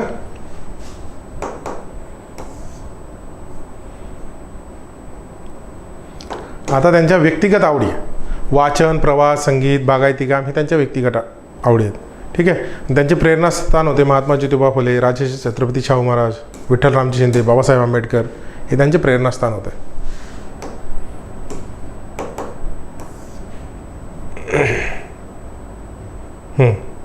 एक असं त्यांच्या मृत्यूपत्रात त्यांनी लिहिले होतं की माझ्या संस्थेच्या कामात कोणत्याही प्रकारची जातीय किंवा धार्मिक भेदभाव येऊ देऊ नका. गरीब मुलांना शिक्षण देणे हेच माझ्या जीवनाचे ध्येय आहे. म्हणजे एक वेळेस असं झालं होतं की महात्मा गांधीचे जे PA होते त्यांनी त्यांच्या याच्यात स्टेटमेंटमध्ये लिहून ठेवलेलं आहे की जे भाऊरावांना जमलं, म्हणजे जे कर्मवीरांना त्यांच्या वसतिगृहात जमलं, ते मला साबरमतीमध्ये कधी जमलं नाही. ठीक आहे, असं त्यांनी लिहून ठेवलेलं आहे.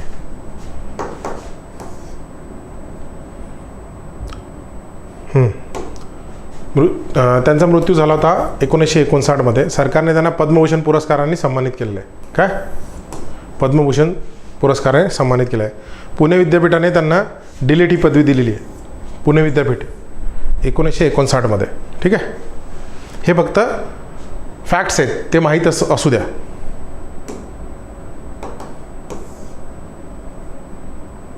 पुढचे समाजसुधारक राजा राममोहन राय. बरं, तुम्ही असं म्हणणार की सर तुम्ही राजा राममोहन राय शेवटी का घेतात? मी सुरुवातीलाही घेतली असते, बट सांगतो नेमकं काय तर कसं आहे काय नाही ते तुम्हाला अगोदर सांगतो. बघा, राजा राममोहन राय 1772 ते 1833. जसं नाना शंकर शेठ हे सुरुवातीपासून होते, म्हणजे पहिले जे समाजसुधारक तिथून नाना शंकर शेठ घेतले ते महाराष्ट्राविषयी. ठीक आहे, महाराष्ट्रातले जेवढे 17-18 आपण समाजसुधारक केलेत ते, प्लस आता राजा राममोहन राय यांचा जो प्रभुत्व म्हणजे आपण म्हणतो बालेकिल्ला होता ना, हा बंगाल प्रांत होता. ह्या बंगाल प्रांतामध्ये जसं नाना शंकर शेठ यांनी मुंबई प्रांताला जडणघडण, आपण म्हणतो ना मुंबईचे शिल्पकार समथिंग, अजून काही गोष्टी त्यांच्याविषयी बोलतो आपण, तर त्यांनी ते मुंबईविषयी खूप काम केलं. तसंच बंगाल प्रांतामध्ये राजा राममोहन राय यांनी काम केलेलं आहे. मग आता ते काय आहे ते आपण व्यवस्थित बघू. ठीक आहे. हां, राजा राममोहन राय आधुनिक भारताचे शिल्पकार, महान समाजसुधारक, बहुभाषित पंडित. म्हणजे एक लक्षात घ्या, जर मी इथं पंडित म्हणतोय तर समजून घ्या संस्कृत तर यांना येतच असेल. ठीक आहे, संस्कृत येत असेल. आणि आपण असं मागच्याच आयोगाचा एक पेपर होता त्याच्यामध्ये असं लिहिलं होतं की एक स्टेटमेंट आलं होतं की शास्त्राच्या संमतीने केलेला खून, असं स्टेटमेंट होतं. कशाविषयी बोलत होते? सतीप्रथा याच्याविषयी होते. ठीक आहे, सतीप्रथा याच्याविषयी होतं. मग सतीप्रथेविषयी बोललं गेलं आहे, तर मग असं लक्षात ठेवा की ज्या व्यक्तीने शास्त्र वाचलेलं आहे, आणि शास्त्र कोणत्या भाषेमध्ये होतं त्यावेळेस? मोस्टली जे शास्त्र होते संस्कृतमध्ये होतं. मग असं लक्षात धरा की ते व्यक्तिमत्व संस्कृतविषयी पूर्ण माहीत आहे, संस्कृत भाषा अवगत आहे. बरोबर. त्या पर्यायामध्ये जर तुम्ही गेले तर एकमेव व्यक्तिमत्व असं दिसते जे त्या काळी सतीप्रथा 1829ला जो कायदा आला होता त्याच्या अगोदर ज्यांनी काम केलं असेल ते फक्त राजा राममोहन राय होते. म्हणजे मॅच होतात गोष्टी. काय होतात? मॅच होतात. जरुरी नाही की तुम्ही सर्वच गोष्टी तुम्हाला पाठ असतील, परंतु तुम्ही किती अटेंटिव्ह आहात, किती अलर्ट आहात हे पण गरजेचं आहे. ठीक आहे.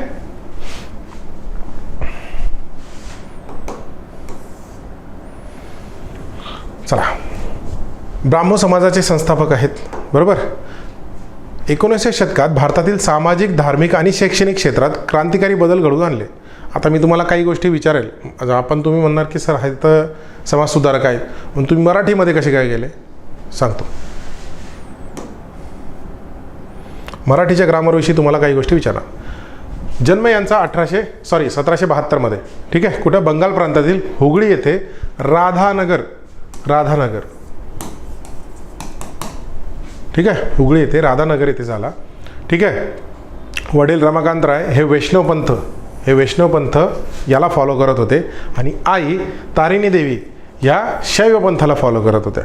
ठीक आहे. आता हा हिस्ट्रीचा भाग आहे, हा तुम्ही काही एवढं इन डिटेल नका जाऊ, फक्त थोडंसं माहीत करून घ्या. ठीक आहे.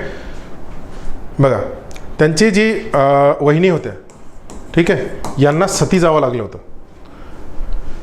ते ज्यावेळेस लहान होते त्यांचे बंधू वारले आणि त्यांच्या ज्या वहिनी होत्या, ज्यांना आपण मराठीमध्ये भावजय म्हणतो, त्यांना सती जावं लागलं.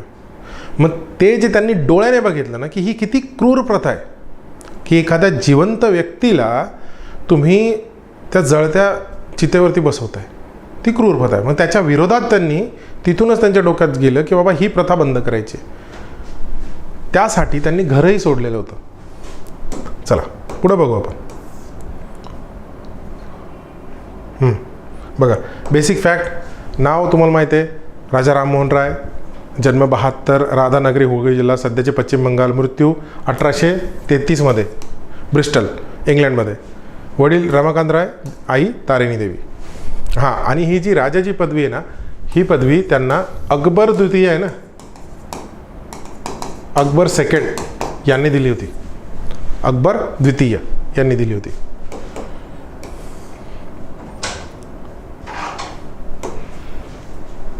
ठीक आहे. बालपणी त्यांनी बंगाली, संस्कृत आणि फारसी यांचे प्राथमिक शिक्षण घरीच घेतले. आता यामध्ये तुम्हाला एक गोष्ट लक्षात ठेवायची, काय? संस्कृत. आता संस्कृतविषयी ज्या माणसाला पूर्ण ज्ञान आहे तो व्यक्ती संस्कृतचे ग्रंथ वाचणार. बरोबर. आता इथं बंगाली साहजिक आहे, बंगाली तर येणारच आहे. संस्कृत आणि फारसी भाषा. पुढं तुम्ही मिरातुल अखबार वगैरे हे बघणार. चला, त्यानंतर उच्च शिक्षणासाठी त्यांना प्रथम पटना पाठवण्यात आले. कुठं? एक व्यक्तिमत्व पहिले पटनाला गेले. इथं त्यांनी अरबी आणि फारसी या भाषांचा सखोल अभ्यास केला आहे. कोणती भाषा? अरबी आणि फारसी. लक्षात ठेवा, जो व्यक्तिमत्व ज्या भाषेविषयी ज्ञान घेतोय ना त्याविषयी पुढं चालून त्या भाषेमधले ग्रंथ, पुस्तकं, लेख हे येतात. ठीक आहे. आणि ठीक आहे, अरबी, फारसी या भाषांचा सखोल अभ्यास केला आणि कुराण, इस्लामिक तत्वज्ञान यांचे ज्ञान घेतले. बरोबर. नंतर ते काशी येथे गेले. कुठं? वाराणसी येथे. आणि तेथे संस्कृत भाषेवरच वेद, उपनिषदे आणि हिंदू तत्वज्ञानाचा अभ्यास केला. ठीक आहे. म्हणजे तुम्ही विचार करताय का धार्मिक अभ्यास त्यांनी व्यवस्थित केलेला आहे. पुढं वयाच्या 15व्या वर्षी त्यांना बंगाली, फारसी, अरबी, संस्कृत भाषांवर प्रभुत्व मिळवले होते. पुढे त्यांनी इंग्रजी, ग्रीक आणि लॅटिनसह अनेक युरोपियन भाषा शिकल्या होत्या. इंग्रजी, ग्रीक आणि लॅटिन असे बहुभाषिक व्यक्तिमत्व, बहुभाषिक पंडित आपण ज्यांना म्हणतो ना ते. ठीक आहे. धार्मिक ग्रंथ आणि पाश्चात्य तत्वज्ञानाशी परिचय करून घेण्यासाठी त्यांनी हे सर्व केले. आता धार्मिक ग्रंथ जे आहेत, ठीक आहे, ते संस्कृतमध्ये होते, ते फारसीमध्ये होते, ते अरबीमध्ये होते, ते इंग्लिशमध्ये होते, ते लॅटिनमध्ये होते. आता एवढे जर मी भाषा शिकलोय, मला एवढ्या सर्व धर्मग्रंथाचं नॉलेज आहे, तर ते कुठे ना कुठे वापरणारच ना मी. चला बघू.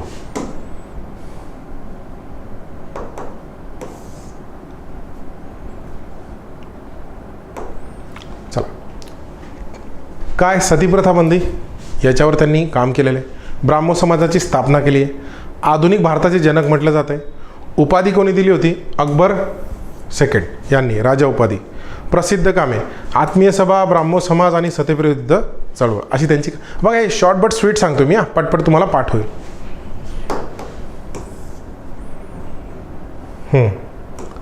आता इथं बघा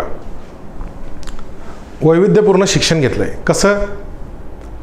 फारसी आणि अरबी यांचे शिक्षण घेण्यासाठी पाटण्यात मदरशात पाठवण्यात आले.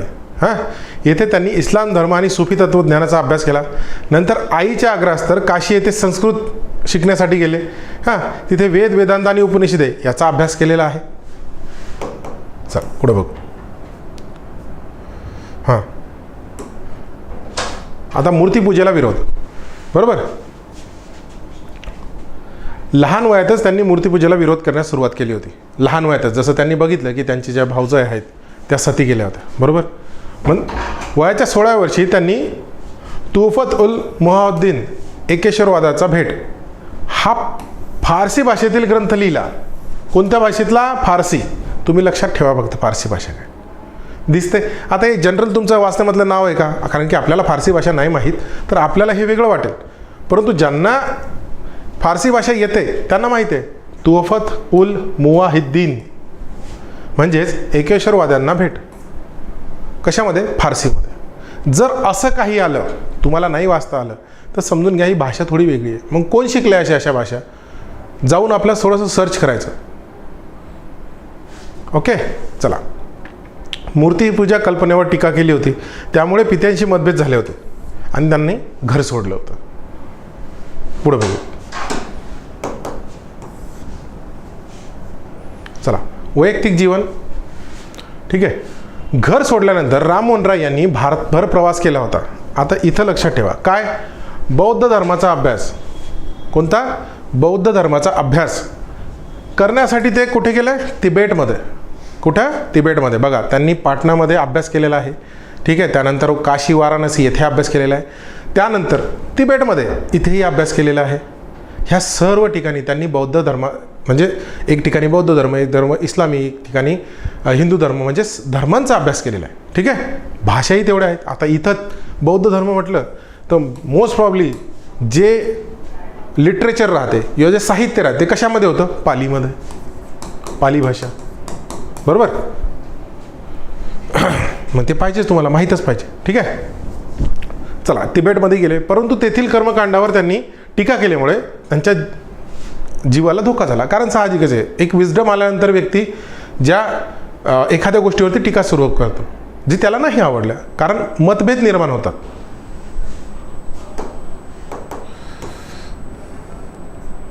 चला, कारकीर्द आणि समाज सुधारणा, त्यामध्ये धार्मिक सुधारणा. राजा राममोहन राय यांनी हिंदू धर्मातील कर्मकांडांना विरोध करून तर्कशुद्ध काय? तर्कशुद्ध आणि एकेश्वरवाद याच्यावर आधारित धर्माचा पुरस्कार केला आहे. एकेश्वरवाद, देव एक आहे, देव एक आहे.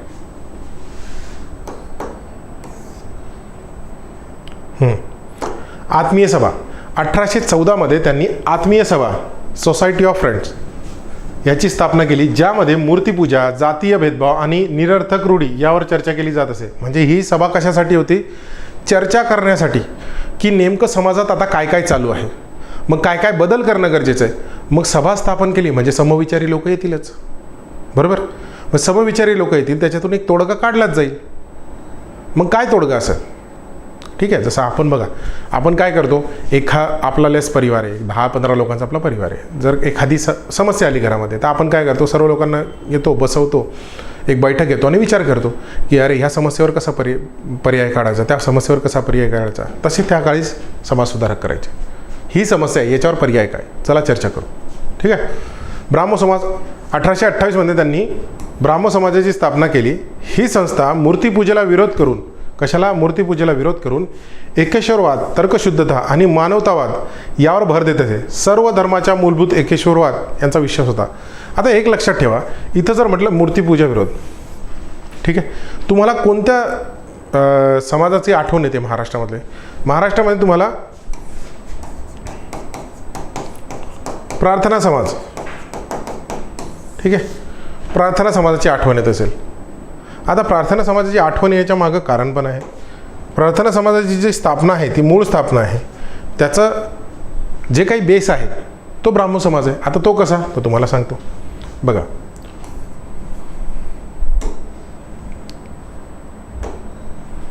इथं ब्राह्मो समाज आहे. ब्राह्मो समाजाचे एक मोठे नेते होते. कोण? केशवचंद्र सेन.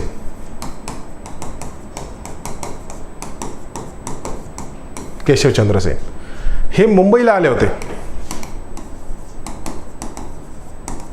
मुंबईला आल्यानंतर त्यांनी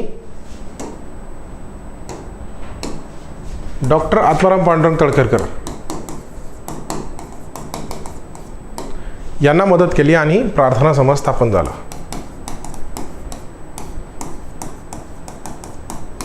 प्रार्थना समाज स्थापन झाला 1867 मध्ये, 31 मार्च 1867 मध्ये. आता तुम्ही एक गोष्ट लक्षात ठेवा, जे ब्राह्मो समाजाची तत्व असतील त्याची काही तर तत्व तिथे असेल. मूर्ती पूजा विरोध पहिलं तत्व तेच आहे प्रार्थना समाजाचं, म्हणजे विचार सारखे जुळले. बरोबर. आता इथं प्रार्थना समाजाचे जे सदस्य होते त्यांनी पंडिता रमाबाई यांना मुंबईमध्ये येण्यासाठी आमंत्रण दिले की या मुंबईला. कधी? ज्यावेळेस त्यांचे जे पती होते त्यांच्या निधनानंतर त्यांनी म्हटलं की तुम्ही आता इथं समाजकार्य करू शकता मुंबईमध्ये. पंडिता रमाबाईंना का बोलवलं? कारण यांचे जे पती होते बापू बिपिन बिहारीदास मेधावी, ठीक आहे, मेधावी होते सदस्य. कोणाचे? ह्या समाजाचे, ब्राह्मो समाजाचे. मग ब्राह्मो समाजाने ज्या समाजाला, ज्या व्यक्तींना मदत केली असेल मुंबईमध्ये,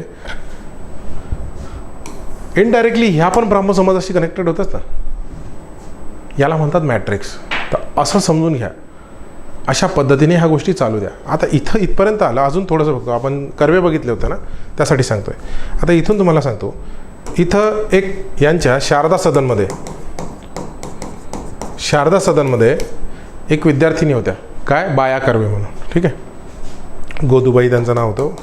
बाया लिहू आपण, बाया, ठीक आहे. बाया कर्वे होते. यांच्याशी विधवा विवाह कोणी केला? महर्षी कर्वे यांनी विवाह केला. मग कर्वेंवरती आणि पंडिता रमाबाई यांच्यावरती कोणी टीका केलेली आहेत? लोकमान्य टिळक यांनी. तुम्ही जर अंडरस्टँड केलं ना, तर हे सर्व त्यावेळेसपासून समाजकारण, राजकारण, एकमेकांच्या जे मतभेद होते, ठीक आहे, तर ते आपल्याला अंडरस्टँड करायचे. कोण कोणाच्या बाजूने. फक्त अभ्यासाच्या दृष्टिकोनातून. अभ्यास महत्त्वाचा आहे, तो कसाही हो, अभ्यास गरजेचा आहे. आपल्याला समजून घ्यायचं की काय चाललंय तिथं. नेमका एक व्यक्ती दुसऱ्या व्यक्तीवरती टीका का करतोय, एक व्यक्ती दुसऱ्याच्या सोबत जाऊन का हे काम करतोय, एकत्र का येत आहेत, दूर का जात आहेत हे व्यक्ती, असं. ठीक आहे, चला. सो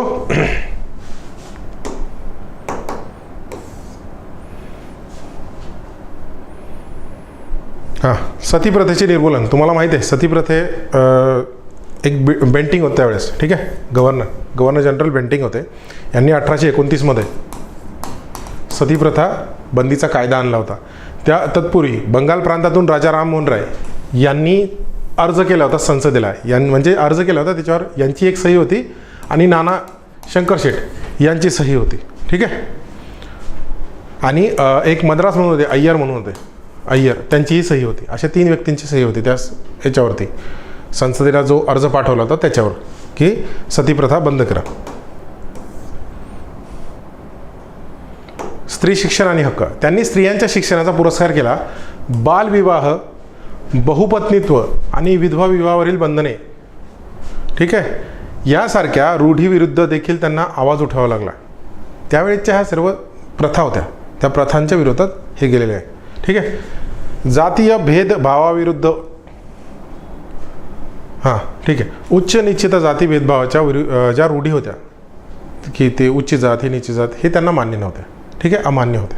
साहजिकच आहे, एवढा धर्मांचा अभ्यास केलेला व्यक्ती साहजिकच आहे अशा पद्धतीने विरोध करणारच, कारण त्यांना माहीत होतं हे योग्यच नाही आहे, बरोबर.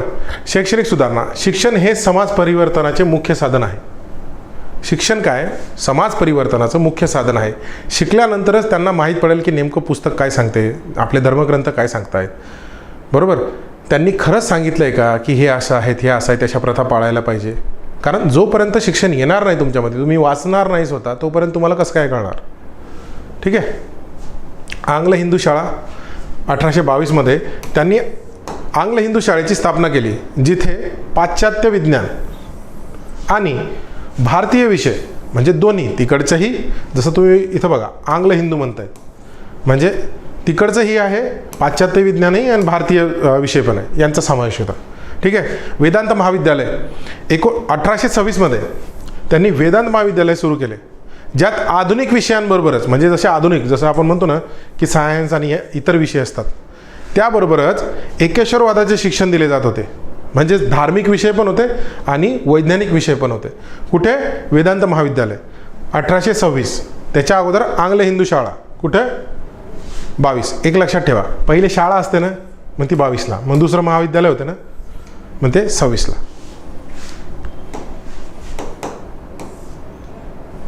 चला, इंग्रजी शिक्षणाचा पुरस्कार. संस्कृत महाविद्यालयाच्या स्थापनेऐवजी इंग्रजी म्हणजे ऑल इन ऑल तुम्हाला सांगा, त्यांनी इंग्रजी भाषा आहे ना ही यासाठी अवगत करण्यासाठी सांगितलं, कारण की ज्या वेळेस ते जे विज्ञानाचा जो गरज होती भारताला, कारण पाश्चात्य विचार येणं, तिथलं लिटरेचर येणं, वैज्ञानिक दृष्टिकोन जर पाहिजे तर त्यामध्ये मूळ जो वाटा होता तर तो शिकण्यासाठी इंग्रजीची गरज होती. ठीक आहे. शिकण्यासाठी इंग्रजीची गरज होती, म्हणून त्यांनी इंग्रजीचा आग्रह धरला होता. आणि एक लेटर लिहिलं होतं कोणाला? लॉर्ड आर्मस्ट्राँग यांना लिहिलं होतं की त्यांच्यामध्ये तुम्ही इंग्लिश ही शिकवा, शाळेमध्ये इंग्लिश शिकवणं चालू करा. ठीक आहे.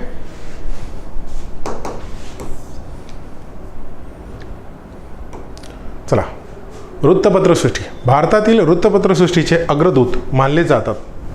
जनतेत जागृती करण्यासाठी त्यांनी अनेक नियतकालिके सुरू केली. आता याच्यामध्ये संवाद कौमुदी. आता हा शब्द तुम्ही जनरल लँग्वेजमध्ये वापरतात का? कौमुदी काय अर्थ पकडणार याचा? त्यांनी बंगाली भाषेतील पहिले साप्ताहिक सुरू केले, संवाद कौमुदी. त्यानंतर मिरातुल अखबार. अखबार हा शब्द कोणत्या भाषेतून आलेला आहे? 1822मध्ये त्यांनी फारसी भाषेतील मिरातुल अखबार हे साप्ताहिक सुरू केले. मिरातुल अखबार. अखबार हा शब्द कोणत्या भाषेतील आहे मला कमेंटमध्ये सांगा, कोणत्या भाषेतून आलेला आहे? जसं आपण मराठीला बघतो ना की अडकित्ता, हे ताई, अक्का हे शब्द कुठून आलेत, तसा अखबार कुठून आलाय? बटाटा पोर्तुगीज शब्द. ठीक आहे. तर हे जे शब्द आहेत अखबार हा कुठून आलाय? तुमच्यासाठी प्रश्न कमेंटमध्ये सांगा. ठीक आहे. प्रेस स्वातंत्र्यासाठी नेहमी त्यांनी प्रयत्न केलेले. ठीक आहे. साहित्यिक योगदान. राजा राममोहन राय यांनी अनेक भाषांमध्ये ग्रंथरचना केली. त्यांनी प्रमुख पुस्तके, त्यांची जी प्रमुख पुस्तके आहेत ती बघा. तुहफतुल मुअद्दिन हे फारसी पुस्तक आपण सुरुवातीलाच बघितलं. ठीक आहे. वेदांत ग्रंथसार. त्यांनी वेदांत ग्रंथाचे भाषांतर प्रथम फारसीत केले. आता मला सांगा, वेदांत ग्रंथ कशामध्ये असतील? संस्कृतमध्ये, बरोबर.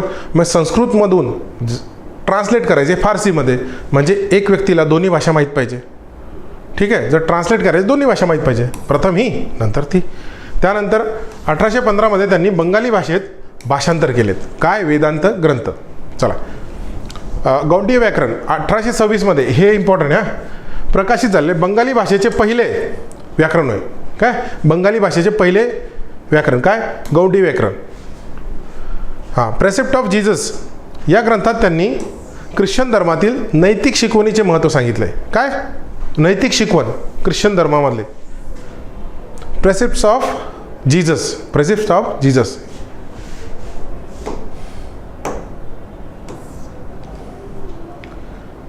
बघा, मान सन्मान आणि वारसा. 1830मध्ये मुघल सम्राट अकबर द्वितीय यांचे प्रतिनिधित्व करण्यासाठी इंग्लंडला गेले. आता इंग्लंडला का गेले होते? कारण की यांची पेन्शन बंद करून टाकली होती. ठीक आहे. यांची पेन्शन बंद करून टाकली होती ब्रिटिश गव्हर्नमेंटने. मग ती पेन्शन पुन्हा चालू करण्यासाठी त्यांनी राजा राममोहन राय यांना अप्रोच केला होता. आणि ज्यावेळेस ते तिथं गेले होते त्यांना त्यांनी राजा ही पदवी दिली होती. कोणी? अकबर द्वितीय याने राजा पदवी दिली होती. ठीक आहे. आणि तिथेच पुढे त्यांचं इंग्लंडमध्ये निधन झालं होतं, ब्रिस्टॉलमध्ये त्यांचं ह्या सिटीमध्ये निधन झालं होतं. आता ह्या सर्व गोष्टी आपण राजा राममोहन राय यांच्याविषयी एक शॉर्ट बट स्वीट व्हिडिओमध्ये बघितल्या. जेवढा डेटा कवर करता येतील परीक्षेच्या दृष्टिकोनातून तो मी पूर्ण कवर केलेला आहे. परंतु तुम्हाला काय करायचं आहे की जे शिकवलं आहे, लेट सपोज तुम्ही आता जेवणाला बसलेत, कानात हेडफोन टाकायचे, तुम्हाला असं वाटतं मी स्लो शिकवतो आहे तर स्पीड वाढवून घ्या. कारण काय, हे जो 2-3 वेळेस जर रिपीट नाही झालं ना मग ते जमणार नाही. होऊ द्या, रिपीट होऊ द्या. ठीक आहे, चला.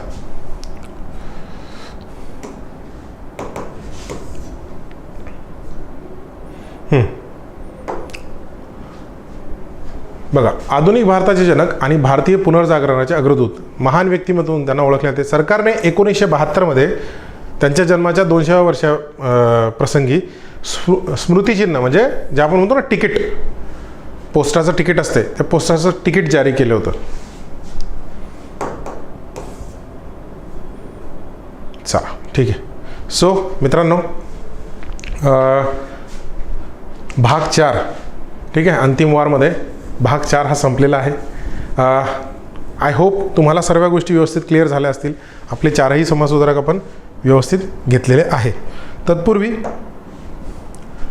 ज्यांचं ज्यांना PYQला रिव्हिजन द्यायचं आहे, ना, त्यांनी ह्या पुस्तकाकडे एक वेळेस नक्की बघा. PYQ क्रक्स म्हणून आपलं पुस्तक आहे. 2011 पासून ते 25 पर्यंतच्या MPSCने जेवढ्याही एक्झाम घेतल्या आहेत पूर्व मुख्य, त्या सर्वांचे मॅथ रिझनिंग सोडून बाकी सर्व विषयांचे प्रश्न व्यवस्थित 1 लाइनरमध्ये घेतलेले आहेत. म्हणजे क्विक रिव्हिजनसाठी हे पुस्तक तुम्ही प्रिफर करू शकता. ठीक आहे. सो सेशन आवडलं असेल तर लाईक करा, शेअर करा, नवीन असाल तर सबस्क्राईब करा आणि कमेंट्समध्ये मला सांगा अजून कोणत्या गोष्टी तुम्हाला हव्या आहेत. आणि यामध्ये जे मी प्रश्न विचारतो तो यासाठी विचारतो कारण मला तुमची प्रतिक्रिया हवी असते. ठीक आहे. आणि जर असं होतं आहे की सेशन थोडंसं लांब होते तर स्पीडमध्ये तुम्ही करून बघू शकता. ठीक आहे. आणि वारंवार एकच गोष्ट पुन्हा सांगतोय, प्रश्नाला बघण्याचा दृष्टिकोन बदला. चल, thanks for watching Vidarbha IS. Thank you so much.